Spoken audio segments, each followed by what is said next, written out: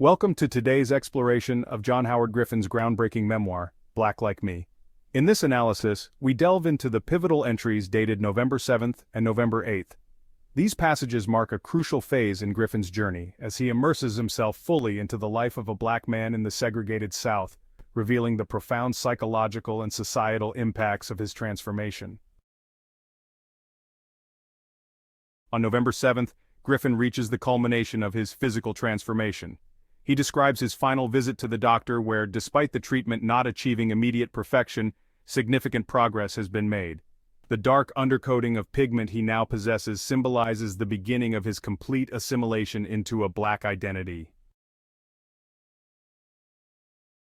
The decision to shave his head is particularly symbolic, representing the shedding of his former white identity and the final embrace of his new persona. Griffin meticulously shaves his head and applies the final layers of stain, a process that signifies more than just a physical change. It represents the erasure of his past self and the birth of a new existence.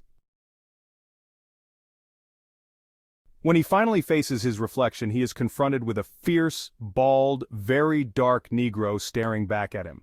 This moment is not merely about appearance, it signifies an existential crisis. Griffin realizes that he is now imprisoned in the flesh of an utter stranger, highlighting the deep alienation and loss of self that comes with his transformation. The doctor's ominous farewell, "Now you go into oblivion," serves as a haunting reminder of the profound isolation Griffin is about to experience. This statement encapsulates the gravity of his decision, emphasizing that his new identity will erase his former life entirely. The psychological impact is immediate and intense. Griffin feels a deep sense of loneliness and fear, knowing that his wife and children will not recognize him and that his social connections have been severed. Transitioning into November 8th, Griffin begins to navigate the world fully inhabiting his new identity. His first interactions as a black man in New Orleans are fraught with anxiety and apprehension. He observes the ghetto with a newfound perspective, noting the poverty clutter and pervasive sense of despair. The sensory details, the smells of smoke, liquor, and dampness, create an immersive environment that underscores the systemic barriers and socioeconomic struggles faced by black individuals.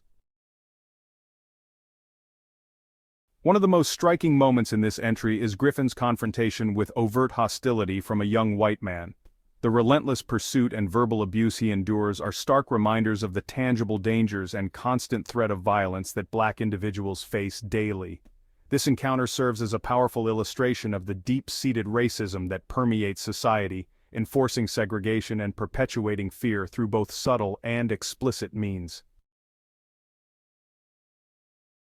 Griffin's internal monologue during this chase reveals his profound fear and vulnerability.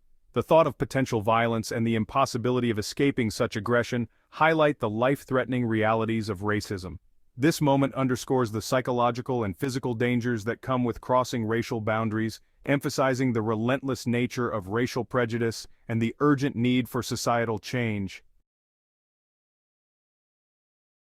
Throughout these passages, Griffin reflects on the lack of unity within the black community and the broader societal barriers that sustain racial divides.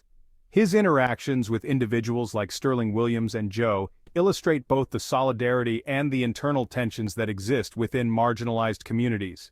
These relationships provide temporary relief and a sense of belonging, yet they also highlight Griffin's perpetual outsider status and the precariousness of his position as someone attempting to empathize with and understand a different racial experience.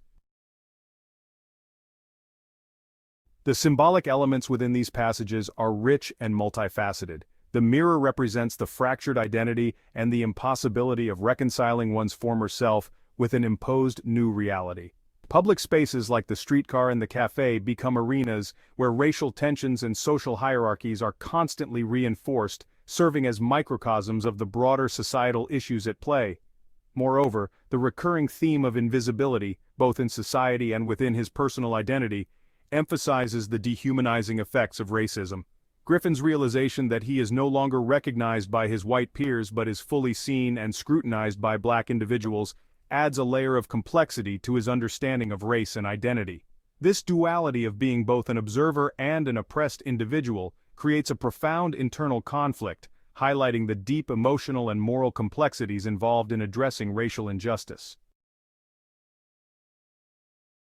Emotionally, Griffin's journey is one of profound isolation, fear, and existential crisis.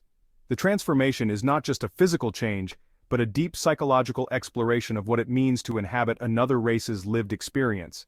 His reflections on empathy, identity, and societal expectations challenge readers to confront uncomfortable truths about racism and its enduring impact.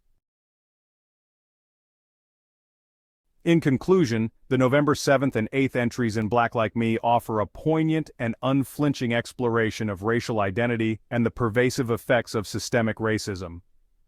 Griffin's meticulous transformation and subsequent experiences serve as a powerful critique of a society deeply entrenched in racial segregation and prejudice.